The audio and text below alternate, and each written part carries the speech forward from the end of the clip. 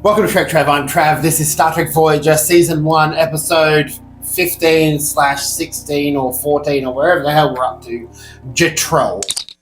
It starts off in the Parisian bar. Starts off in that stupid fucking bar. Oh, exciting. Neelix and Tuvok are playing pool. Yeah, they're best friends. Don't care. And my first thought is 100%, oh my god, this is a Neelix episode. We're going to have to watch it. Yeah. But was good for like 20-25 minutes. Yeah, no, it's mostly good. I would say it was excellent for 20-25 minutes, and then it went a little too far with everything. Yeah, there was a moment that it just cuts its own gonads. We learn a ton about Neelix from this episode, like a ton. His home moon was destroyed. His family was killed.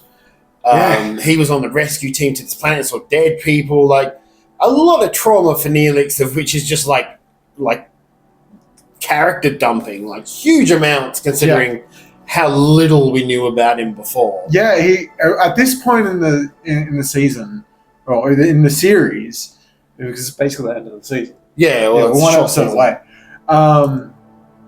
He is basically painted as just an idiot. Well, they paint him as an idiot, but then also a smuggler, but then also like the depth of his character isn't huge. It's very shallow. And this episode, all of a sudden, you're throwing Neelix Law, and I guarantee you, and I can't think of any other episode, because I've seen this one before, it's Voyager, of course I have. I don't think there's any other episode in the entire show that actually gives you any Neelix character work. This is a lot of character work, and it's, to be honest, Neelix is a character. Yeah. Before this episode, how did you think about him? Same thing I still think about him. He's a shit character. Really? I think after this episode, he's still a shit character. But the thing is in true Voyager fashion or the TNG era fashion, other than Deep Space Nine, it doesn't impact anything.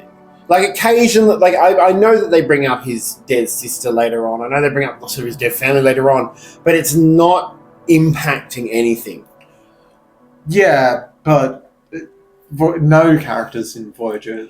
Nothing that happens to them impacts anything. Well, here's an example. If you look at Captain Picard in TNG, you got a simulator by the Borg, then you had family where the Borg thing was brought up. It was very integral for his character. Yeah, but that was only 3 episodes, wasn't it? 3 episodes, first contact, pretty much the entirety of Picard. Yeah, but after that point, in the series, was that ever touched again? Yeah, a couple of times. Yeah, but was it really touched? Not to the same level, but you've got to make him move on from that. But there's nothing in this, like, I suppose it's very linked to Talax, which is his home planet. Yeah. So as they move further away, it's less impactful. Yeah. I don't know. I get that it adds depth to his character. I know when he leaves and he meets his new Talaxian family, that it impacts that. It's just a weird. I'm just sitting there and going, this is so much, and his character could be so interesting, and I know that it doesn't change much. Yeah, but he's a great character. Like, you got to think about it this way. What they basically described in this episode is basically the bombing of Nagasaki and Hiroshima. Oh yeah, that's basically what they've done. And Neelix is a survivor of that. Yeah, and essentially Jetrel is Albert Einstein, I would say? No, Oppenheimer. Oppenheimer? Yeah, okay. He's very much playing an Oppenheimer sort of character where he knows what he's done is wrong, but he can't do anything about it. Yeah, and you know what? I was okay with that entire setup of he's trying to help these people afterwards, but he can't change what he did. Yeah. And that's why I say it's good for 25 minutes until suddenly you realize, oh, he's genuine. He's like trying to change what he did. And it's like, well, no, that takes away from the character because learning from your mistakes means accepting that this is a part of how bad you are. Yeah, this is something that's happened. Yeah. You can't change that. And that's more of a realistic sort of thing, and that's how reality really works. But it's the same with Neelix. Neelix's learning growth in this episode is him coming to terms with the fact that he has been lying about who he was actually, in his mind, a coward. Yeah. And sort of coming to terms with the fact that he didn't fight, and maybe if he did fight, he could have changed things for his family. He was a conscientious objector. Like, he was a pacifist. He didn't believe in the cause that the Talaxians were fighting over. He didn't think it was strong enough to fight over. Which, again, touches on that Japan sort of America thing. And it was a really... paints him differently. It was a really great episode. Like, even that, like, they had that twofer where he's telling Jetrel about when he was on the planet and he saw the girl who'd been burned and stuff like that. That specific moment, that was probably the best monologue in the entire. I would say in a few episodes, like, I would say that's a pretty fucking solid. It was monologue. It was graphic. I think that Ethan Phillips, who plays Neelix, was really good with the acting. Yeah, which is surprising.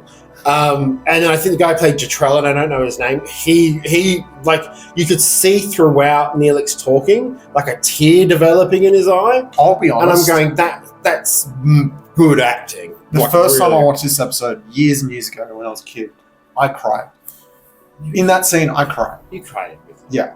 But that was it's a gut-wrenching scene. Oh, no, I'm genuinely sitting there going, I actually feel something for Neelix. Yeah. I actually, I've bagged out Neelix in pretty much every one of these reviews, but this episode I'm going, oh no, Ethan Phillips can act. Yeah, like if he's given the material and given the setup. And that's very much what I think is the problem. They don't give him any of the hot, really deep material. They give him stupid jealousy plots with Kes and stuff.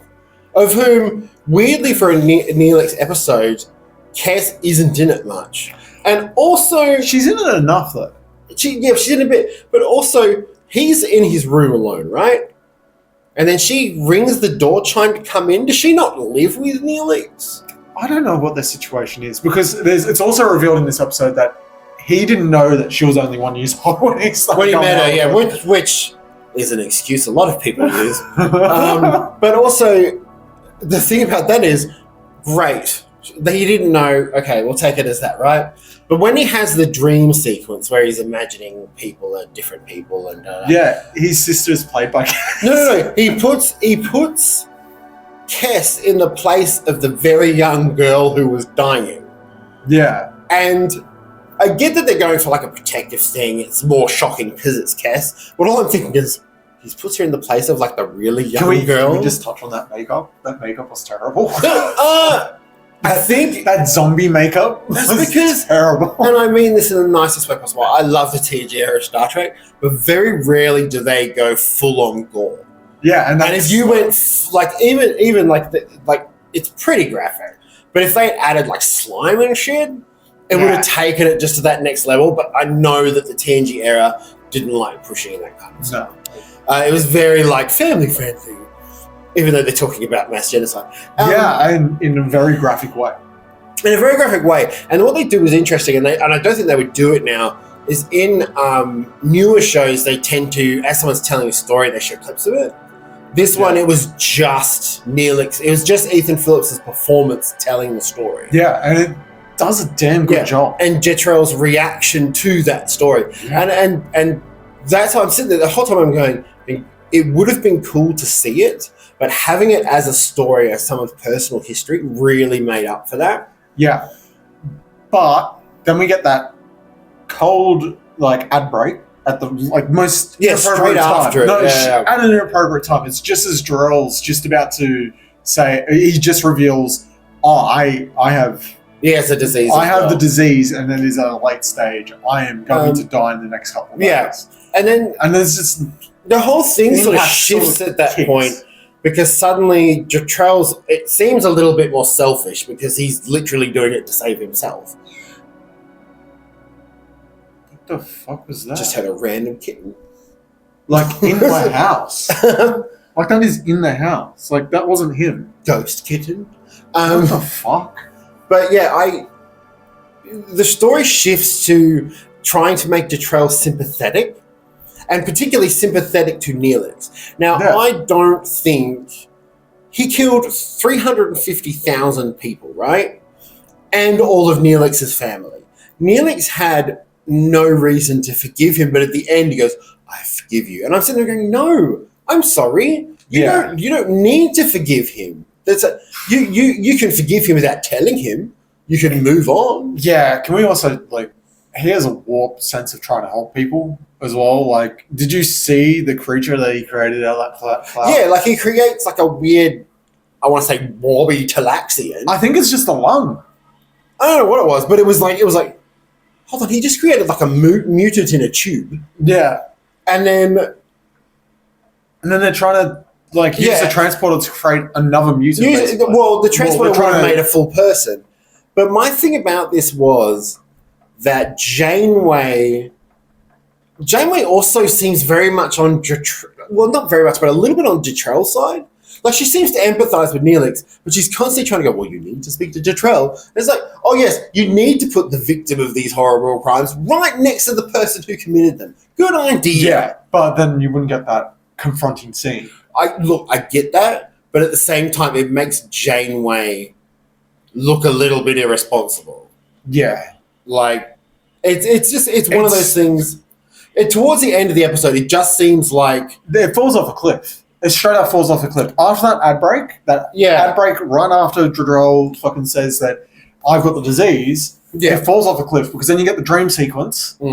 And the dream sequence is fine. It's fine. It's okay. It was when it's how it's introduced. The dream sequence is introduced. You can see a flip with Neelix after that, and it was like one Jetrel says that where he has sympathy, and I'm like, you still wouldn't have sympathy. But there is straight off that dream sequence, he goes onto the bridge and he has this big monologue, and it seems like at that point. Right at that monologue is when it starts to fall apart. Yeah, he's talking about Rhinox, so he's talking about how beautiful it was and stuff like that.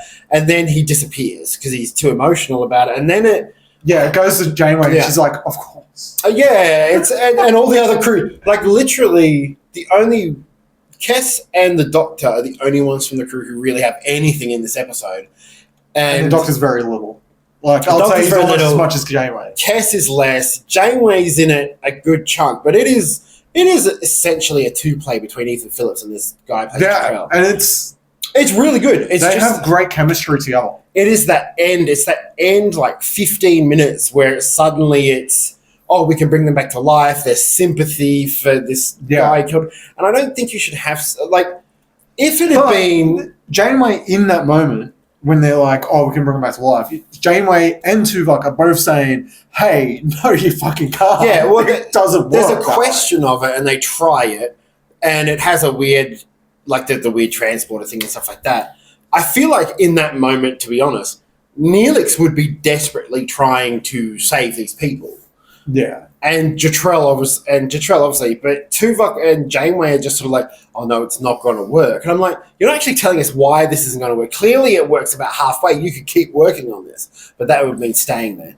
That would mean a two-parter. And Neelix isn't really pushing for it after they stop. There was just a few little fumbles at the end. It was like they were on a really good running mess. Like, this could have been one of the best episodes of season 1. Like, they were jogging along, and suddenly they just tripped over a rock, fell flat on their face, and then got up and tried to run, but they'd hurt their knee. Yeah. It was like, oh no. It's kind of hilarious how it's done with that. But it was definitely makes me, like, I've seen this episode, but I never really felt anything for Neelix, and that's what caught me off guard with this rewatch. Was like, oh, actually, I feel something for Neelix in this episode. Yeah. Until he does something dumb, like get jealous over Tom and Kes. But I was genuinely surprised. Any final thoughts? I think it could have been a really good episode. It was so fucking close. It was closer than that. Yeah, it was closer than a couple of other episodes that have happened that it could have been great episodes but weren't. Like the God episode, that episode, that could have been a great episode, but it wasn't. That was one thing about this as well. It was very similar to a lot of other Star Trek episodes. Yeah. I would arguably say better than most of them until that final point. Yeah, it's that 20, 15 minutes at that. It's one of those big stories that really needed 2 episodes. Yeah. That they cut short because they had to get to a point where they could leave and go back on their journey. Yeah, I think sometimes, and that's the problem with Voyager, is that it doesn't give enough time for breathing space. No, especially with big stories like genocide. Yeah, it's like, yeah. What did you think of Jetrel? I thought it was really, really, really good, and then just good. It falls on its ass, yeah. but it's a good episode. It shows a lot about Neelix, about who he is as a person. Yeah, I definitely more about who he is as a person. Definitely character-wise, this is a Neelix episode. Yeah, and a good one. Anyways, make sure to like, comment, and subscribe. We'll be back again next week with the final episode of season 1. Woo! High five! We only skipped a couple weeks. It's a pain. Anyway, we'll be back next week with the final episode of season 1. Then move to season 2. Season 2? Season 2. Season 2. My hair's very floppy, and good night.